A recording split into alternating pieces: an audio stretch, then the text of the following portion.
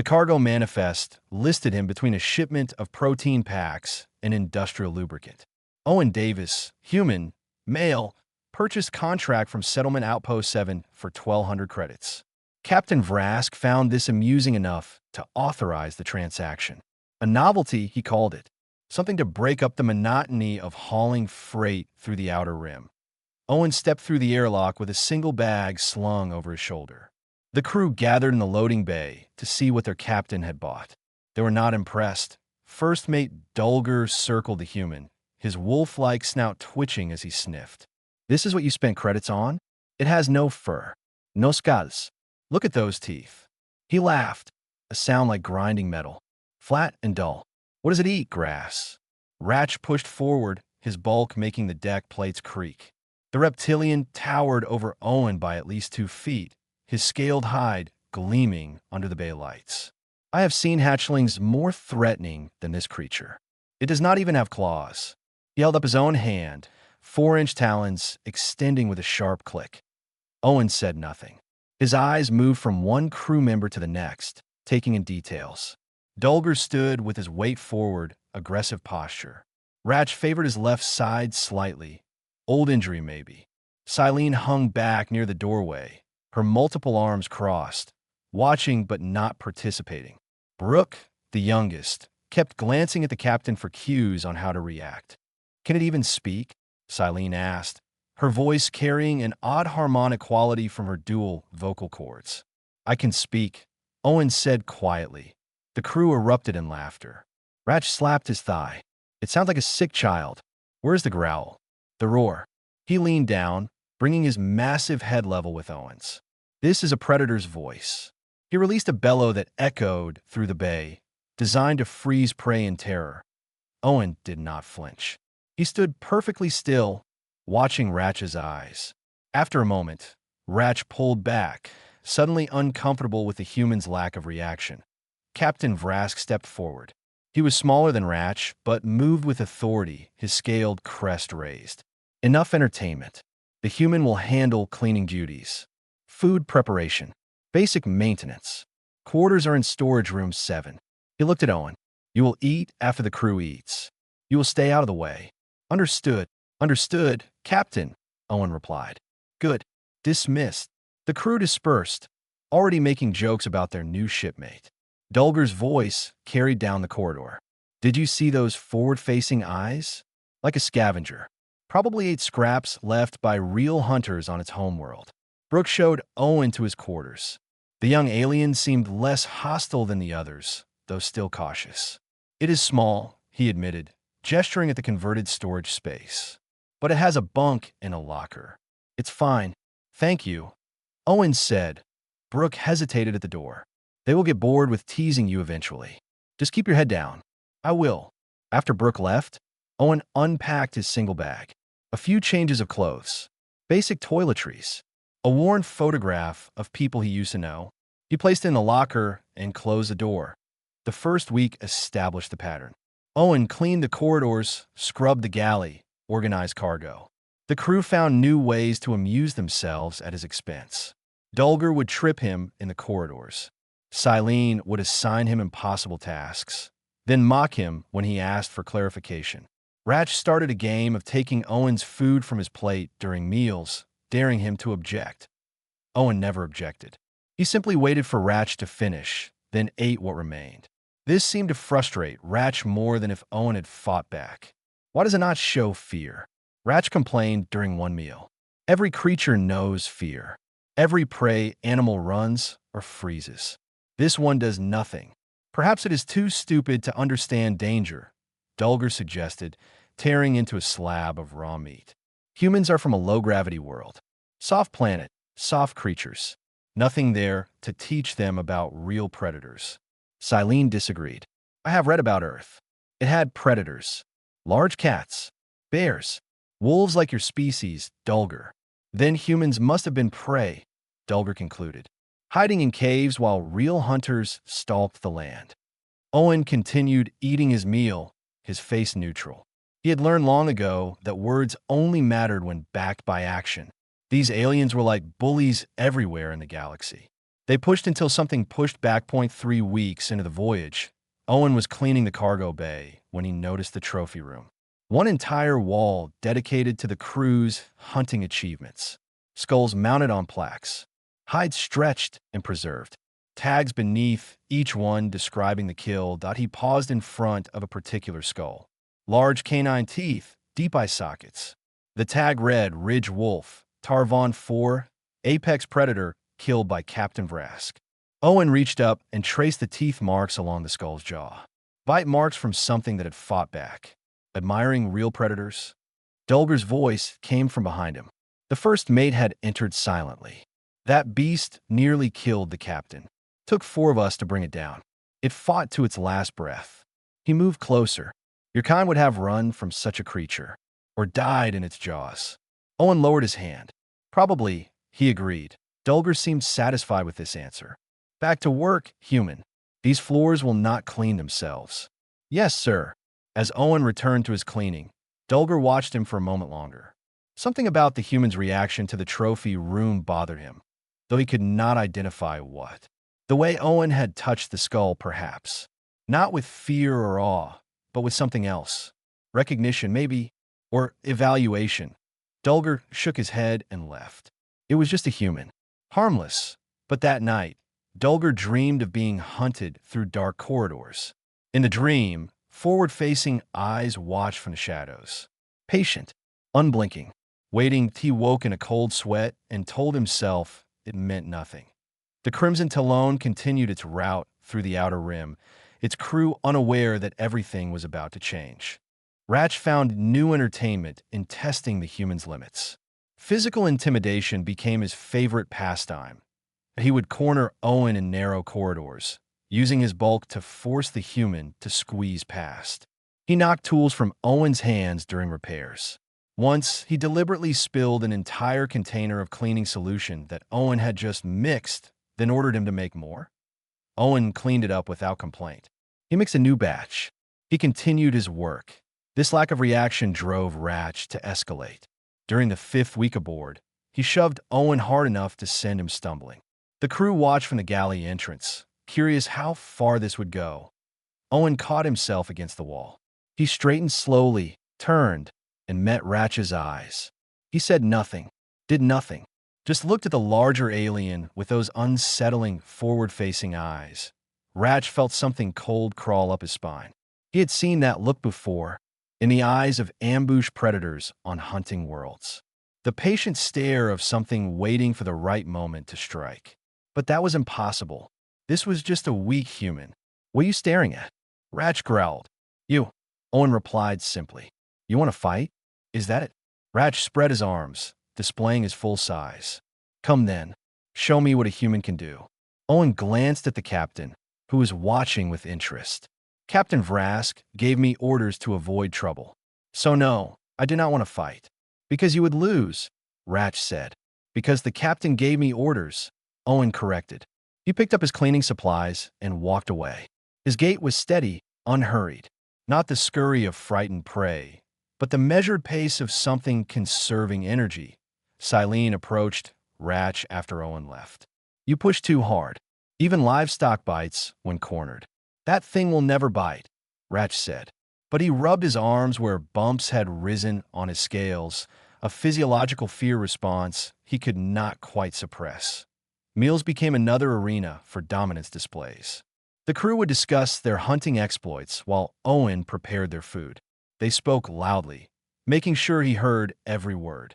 I once tracked a storm elk for 6 days, Dulger said, his chest puffed with pride. It could smell me from a mile away, hear me from twice that. But I was patient, waited for it to tire, then struck. Persistence hunting, Owen said quietly from the galley. The crew fell silent. Dulger's ears flattened. What did you say? Owen brought out the food trays.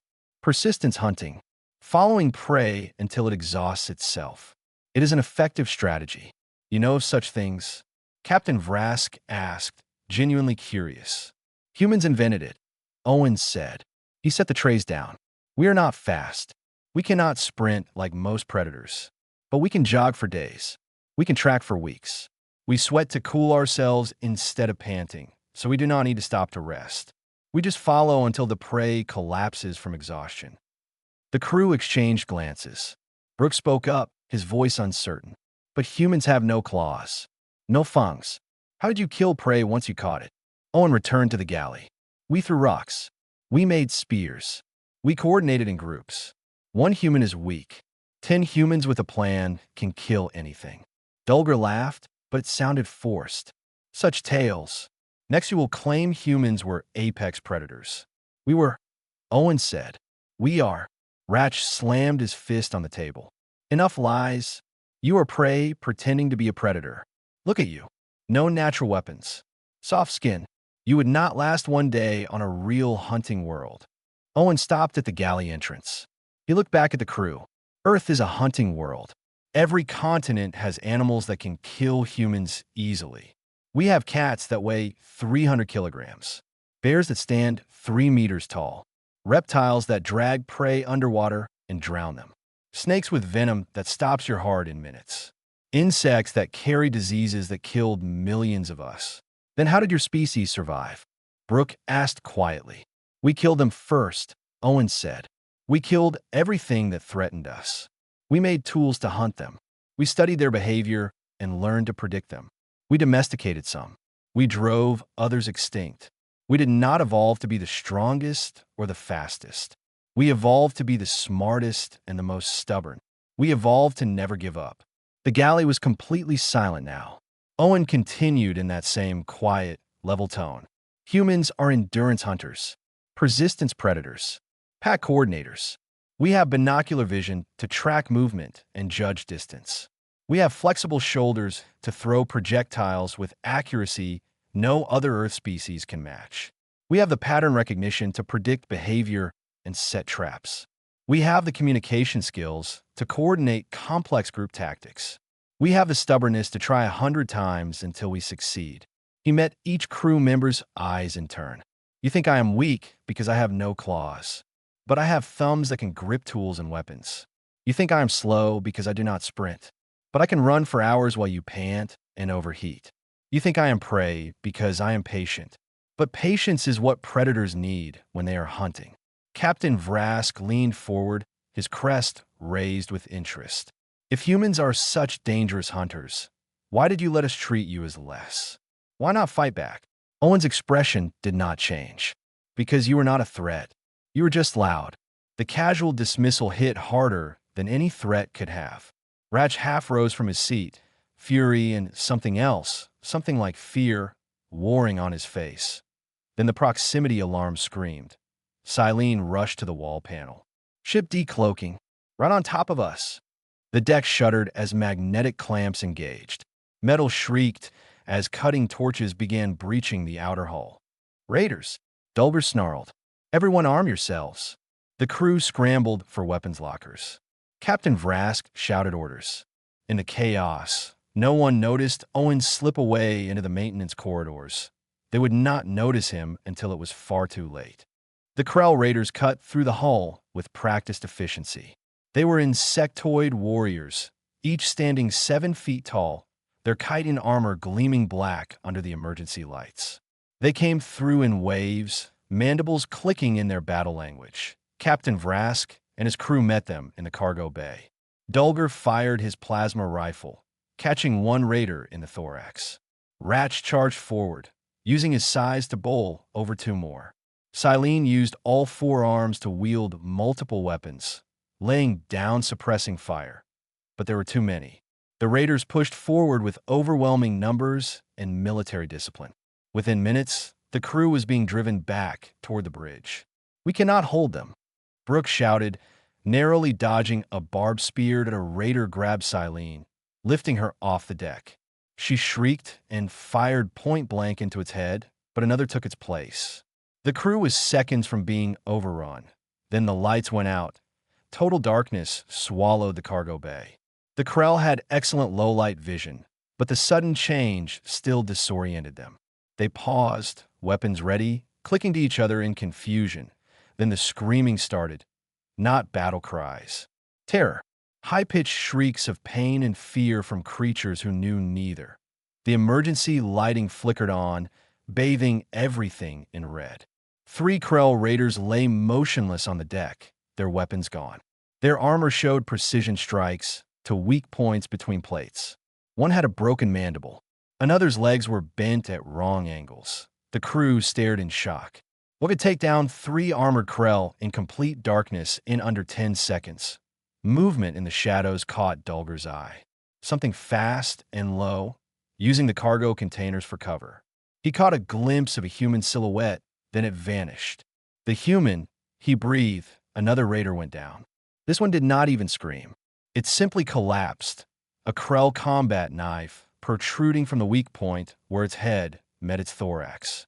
The knife had been thrown with surgical precision from somewhere in the darkness. The raiders began clicking frantically. Their formation broke as they tried to track an enemy they could not see. They fired wildly into the shadows, hitting nothing but walls and cargo. Owen moved through the bay like smoke.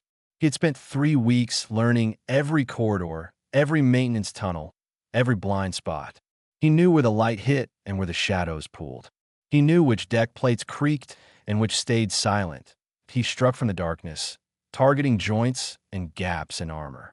He used the raiders' own weapons against them, throwing knives and stabbing with scavenged spears. Each attack was brutal and efficient. No wasted movement, no hesitation, just cold, calculated violence. The crew watched in a mixture of horror and awe. This was not the quiet janitor who cleaned their floors. This was something else entirely. Something that moved with predatory grace and struck with lethal precision. Ratch saw Owen emerge from behind a cargo container. A Krell warrior spotted him at the same time and charged, mandibles wide, ready to crush the small human. Owen did not run. He sidestepped at the last possible moment, his movement minimal and perfectly timed.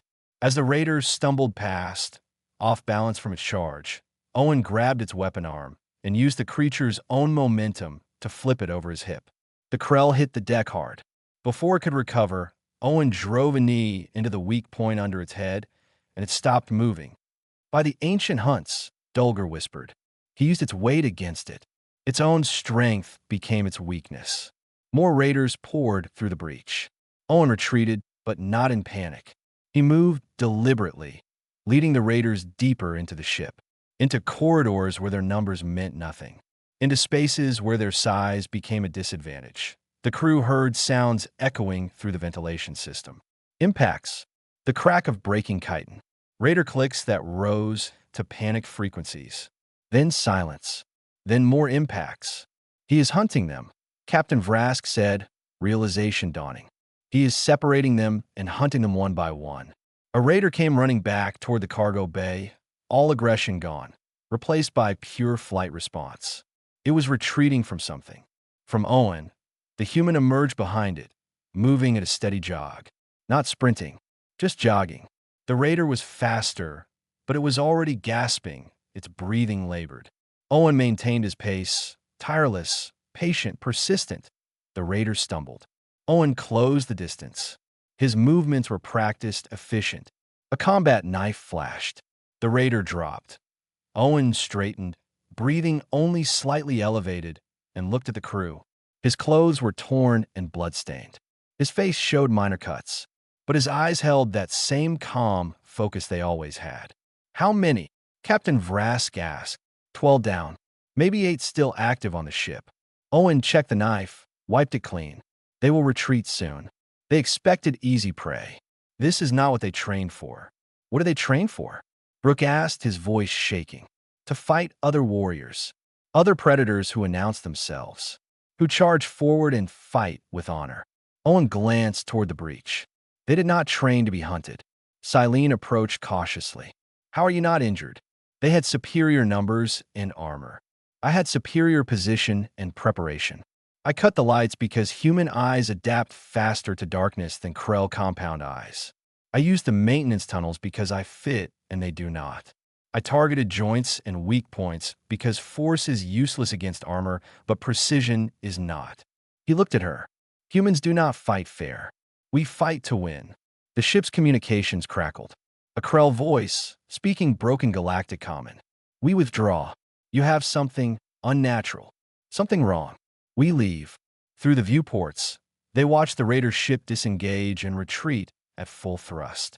The remaining boarders on the Crimson Talon drop their weapons and raise their upper limbs in surrender. Owen collected the weapons methodically. We should secure the prisoners and seal the breach. The crew simply stared. Their joke had become their salvation. Their pet had revealed itself as Earth's apex predator, and they had spent 3 weeks mocking it. The crew gathered in the common area after securing the prisoners and sealing the hull breach. Medical supplies lay scattered on the table. Dulger had a deep cut across his shoulder.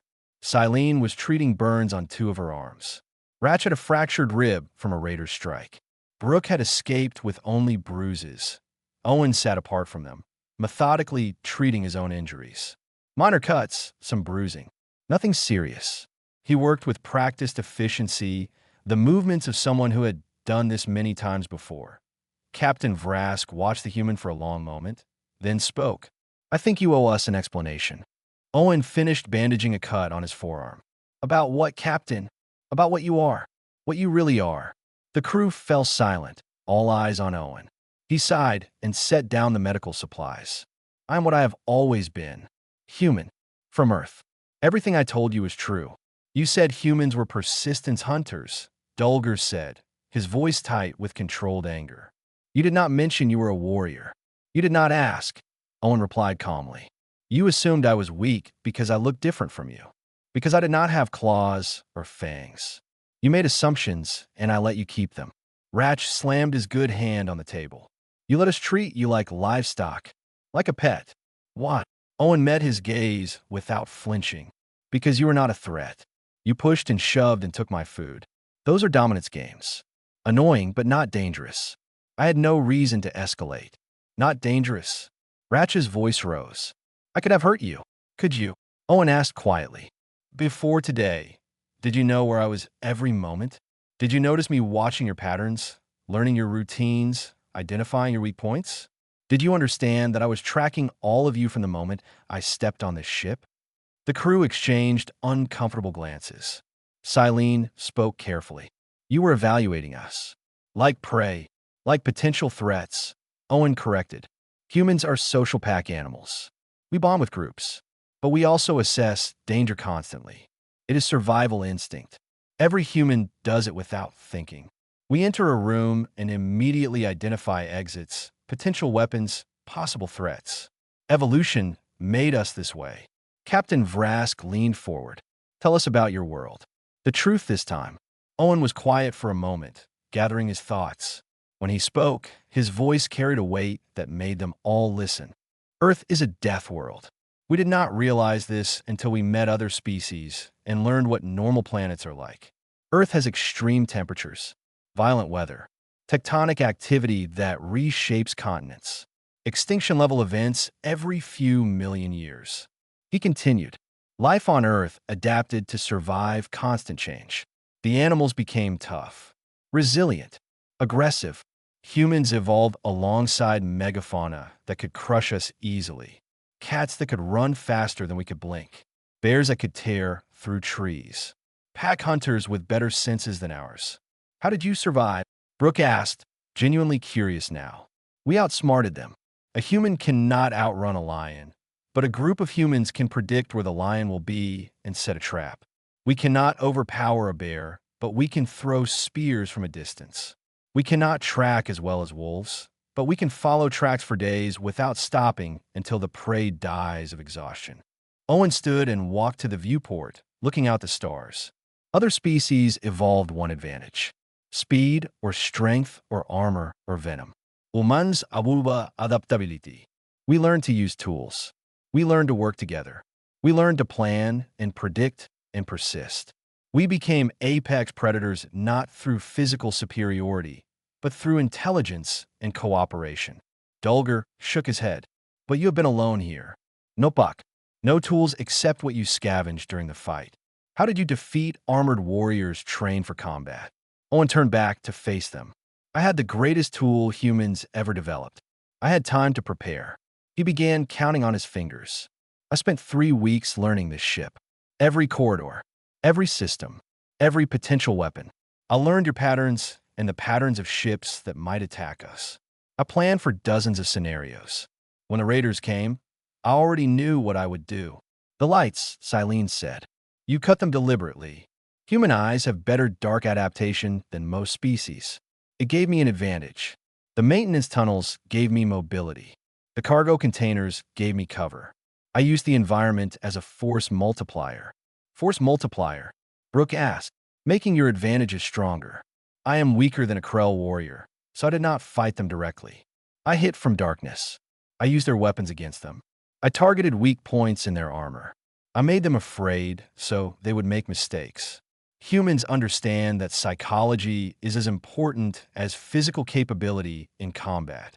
Captain Vrask studied Owen with new respect. You were military. On Earth, contract security, close protection, threat assessment. I worked dangerous zones where military and civilian lines blurred.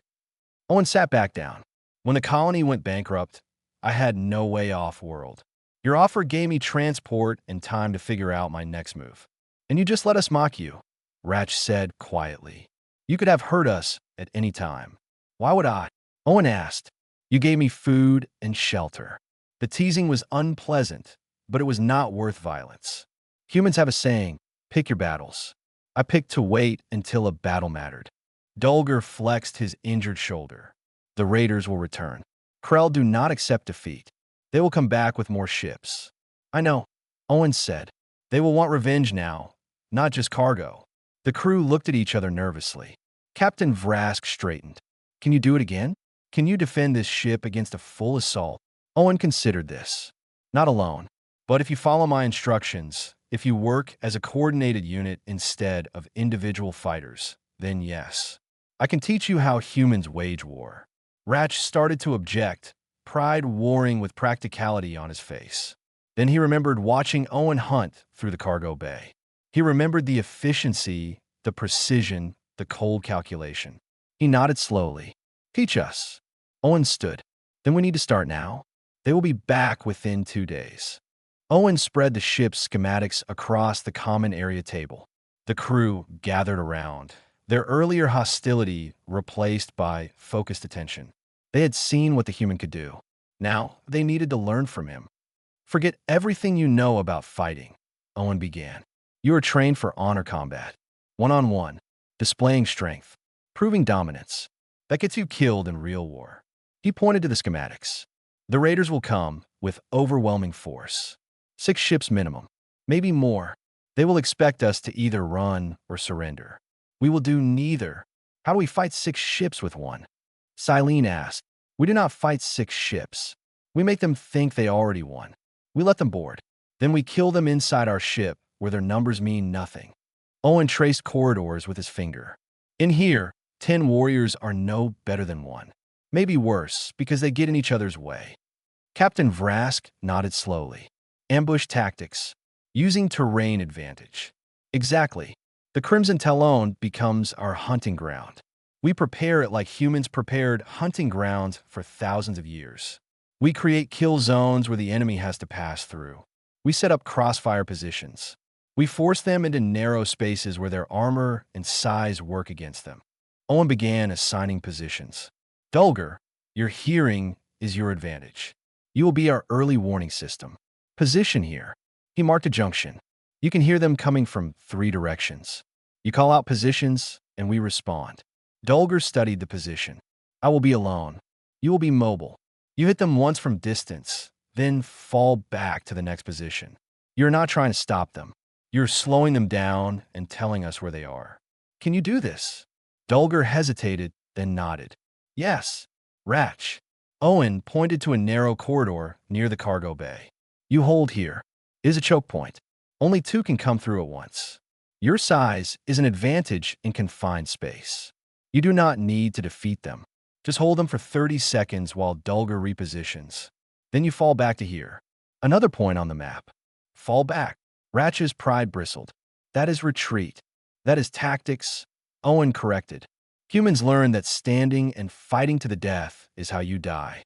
Fighting and retreating to better positions is how you win. We trade space for time, and force the enemy to chase us into prepared kill zones. Do you understand? Ratch wrestled with his instincts, then nodded grudgingly. Understand. Owen continued mapping out positions for each crew member. Silene would use her climbing ability to reach elevated positions where she could fire down at raiders. Brooke would run between positions carrying ammunition and information, keeping the defenders coordinated. Captain Vrask would command from the bridge, but also defend the most critical systems. What about you? Brooke asked. Where will you be? Everywhere they are not expecting. I will use the maintenance tunnels to hit them from behind. I will make them paranoid, make them afraid to advance. Humans call it guerrilla warfare. You attack and disappear. Attack and disappear. The enemy never knows where you are, so they have to defend everywhere, which means they defend nowhere effectively. Owen pulled out cleaning supplies from storage. These are not just cleaners. Mix the solution with this one, and it creates an irritant gas. Not lethal, but it will burn their respiratory systems. We pump it through ventilation into corridors we want them to avoid. We channel them where we want them to go. He demonstrated rigging light panels to strobe at specific frequencies. Krell of compound eyes. Rapid light changes disorient them. We set these up in kill zones. When they enter, we activate the lights, and they cannot see clearly. Then we shoot. The crew watched as Owen transformed their ship from a simple cargo hauler into a trap. He showed them how to create false heat signatures using engine components, making the raiders think crew members were in empty rooms. He explained how to use the comm system to project sounds in different areas, making a crew of 5 sound like 20. This is deception, Silene observed. It is not honorable. Honor is what strong warriors use when they can afford it. Owen said bluntly. We cannot afford it. We are outgunned and outnumbered. So we will be smarter. We will make them fight our way, not theirs. Over the next day, Owen drilled them relentlessly. They practiced falling back from one position to another. They practiced calling out enemy positions using brief, clear codes. They practiced coordinating fire so that bullets came from multiple angles at once. Ratch struggled the most with the concept of tactical retreat. His instincts screamed to stand and fight. Owen made him practice 20 times, physically pushing him backward when he tried to hold ground too long. You are not running away, Owen repeated. You are leading them into a trap. You are the bait. You make them chase you. Then when they follow, Silene shoots them from above and I hit them from behind. But only if you move when I tell you to move. Understand? By the 20th repetition, Ratch moved smoothly, his pride bent but not broken. Dulgar adapted quickly once he understood the strategy. His superior hearing meant he could track raiders through walls. He practiced calling out positions without looking, relying purely on sound. Owen taught him to recognize the sounds of different weapons, different armor types, different movement patterns. Brooke surprised everyone. The youngest crew member took naturally to being a runner, darting between positions with information and supplies. Owen taught him to move quietly, stay low, and use cover constantly. You are the most important member of this defense, Owen told him. If communication breaks down, we lose. You keep us connected.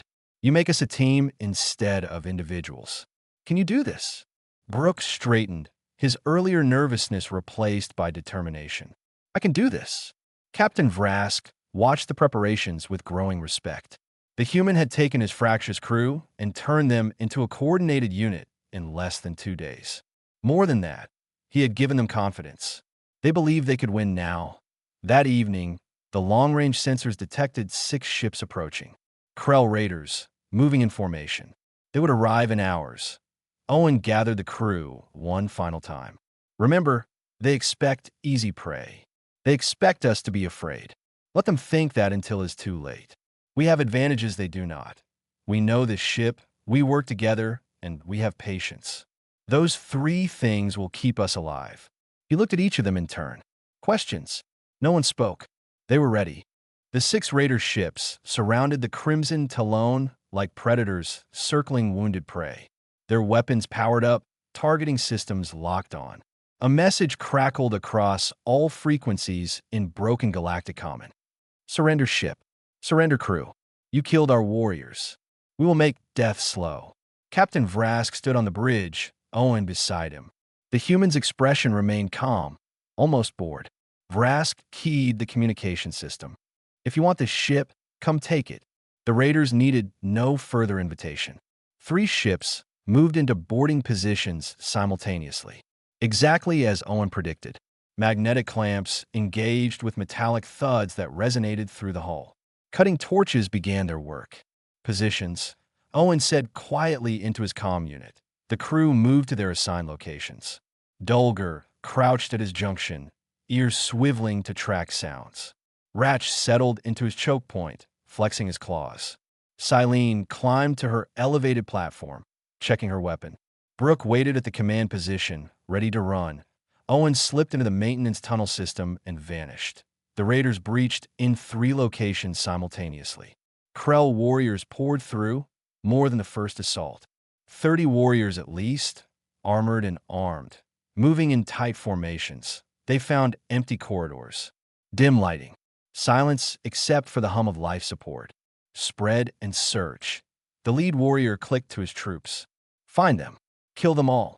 The warriors split into 3 groups, moving deeper into the ship. They expected resistance at any moment. Instead, they found nothing but empty corridors and sealed doors. Then Dulger's voice came over the crew's secure channel. Group 1, Corridor 7. 12 contact. Group 2, Corridor 4. 10 contacts. Group 3, Cargo Bay. 8 contacts. Owen's response was immediate. Activate Sequence 1. The lights in Corridor 7 began strobing at rapid frequencies. The Krell warriors stumbled, their compound eyes unable to process the rapid changes. The corridor filled with irritant gas from the ventilation system. Warriors began gasping, their breathing labored. Then Silene opened fire from above. Precise shots targeting joints and weapon hands. 3 warriors went down in seconds. The rest scattered, disorganized. Ratch, incoming. Owen's voice came through calm and level. The second group reached Ratch's choke point. They saw a single defender blocking their path. The lead warrior clicked what might have been a laugh. They charged forward, confident in their numbers.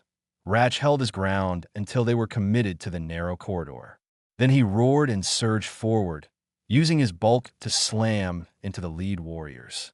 In the confined space, the Krell could not surround him or use their numbers effectively. They got in each other's way, stumbling over fallen comrades. After 30 seconds exactly, Ratch turned and ran, not in panic, but in controlled retreat.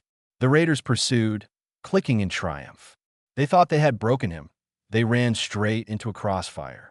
Dulger shot from one side, Silene from another angle. Owen dropped from a ceiling vent behind them, his captured Krell blade finding weak points with surgical precision. 5 warriors fell before the rest realized they had been led into a trap. The third group in the cargo bay spread out carefully, learning from their comrades' mistakes. They moved in coordinated pairs, covering each other, checking corners that Owen's voice echoed through the ship's intercom system, speaking directly to the raiders for the first time. You came here for revenge. You came to kill us. But you made a mistake. The warriors froze, trying to locate the source of the voice. You think we are prey because we are outnumbered. You think you are predators because you have armor and weapons. Owen's tone remained conversational, almost friendly. But predators need more than weapons. They need to understand their prey. One warrior spotted movement and fired. His shot hit nothing but wall. The movement had been a heat signature decoy. You do not understand humans, Owen continued. We do not run from hunters. We became hunters. We learned to track, to trap, to kill anything that threatened us. We learned patience. We learned to work together. We learned to turn our weaknesses into advantages. The warriors in the cargo bay heard sounds all around them. Footsteps from multiple directions. They spun, trying to cover all angles, but there were too many sounds. They did not realize most were recordings playing through hidden speakers. Right now, you're not hunting us. We are hunting you.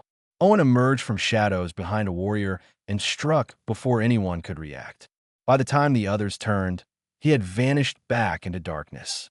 Another warrior fell. Then another. The raiders began clicking frantically.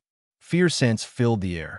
These were veteran warriors who had raided dozens of ships, but they had never been systematically hunted like this out on the bridge. Captain Vrask watched through internal cameras as his crew executed Owen's plan perfectly.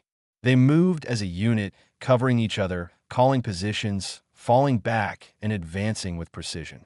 The Raiders' superior numbers meant nothing when they were divided and confused. The lead Raider commander made a decision. He keyed his comm to all units. Retreat to ships. We withdraw. But Owen had anticipated this. As the Raiders tried to fall back to their breach points, they found corridors sealed. Systems locked. They were trapped inside the ship they had tried to capture. Surrender.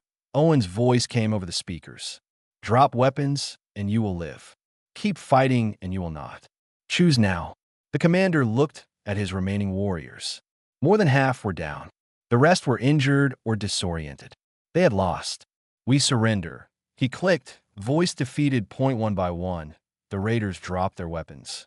The crew emerged from positions, weapons ready, and secure the prisoners. It was over.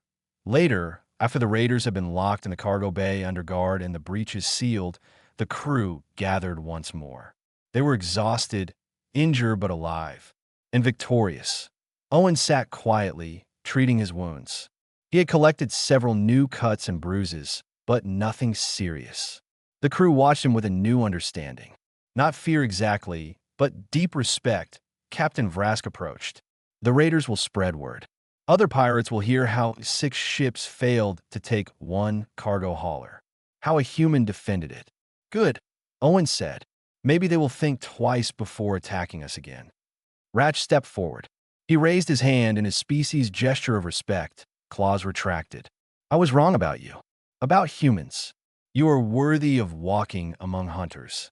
Humans are not hunters, Owen corrected gently. We are survivors. We adapt. We learn. We work together. That is what makes us dangerous.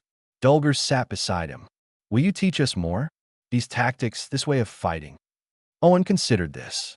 If Captain Vrask wants me to stay. All eyes turned to Vrask. The captain studied Owen for a long moment, then nodded decisively. Security Chief Owen. How does that sound? It sounds good, Captain. Brooke brought out food, and for the first time, he served Owen first. The others waited their turn without complaint. When they ate together. Not as predators and prey. Not as master and servant, but as a crew, a pack. Outside the viewports, the stars continued their ancient dance. The Crimson Talon would continue traveling the outer rim. But now other ships would hear stories. Stories of a cargo hauler with a human aboard. Stories of raiders who fled in terror. Stories of Earth's apex predator teaching aliens to hunt like humans.